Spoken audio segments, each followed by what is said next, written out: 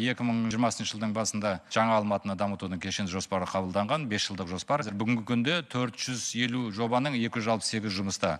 Оның негізгі бағытының бәрі сумен, кәрізбен, жолмен, жарықпен қамтамасыз ету және де әртүрлі әлеуметтік нысандарды салу болып табылады. Қазір жол салу мәселелері қатты қолға алынып, негізінен жаңа Алматыда, Алатау ауданында, Наурызбай ауданында, Түрксіб пенен Медеу аудандарына қосылған жаңа елді мекендерде жұмыстар жүргізіліп жатыр. Сумен қамтамасыз ету бойынша да баяндамада айтып өткенде, мысалы Наурызбай ауданының елді мекендерінде судың көзі жоқ. Жауын жауып кетіп, судың сапасы төмендеп кетіп жатыр.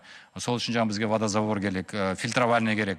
Оның жұмысын жүргізіп жатырмыз. Ақсайда осындай үлкен жұмыс жүргізіліп жатыр. Қазір Ақжар елді мекенді суменен жақсы қамтамасыз ету үшін таудың басынан 3,5 километр жерден құбыр тартып, бұлақтан суды әкеле жатырмыз. Осы бір 2 аптаның ішінде жұмыс аяқталып, сол тұрғын халыққа уақытша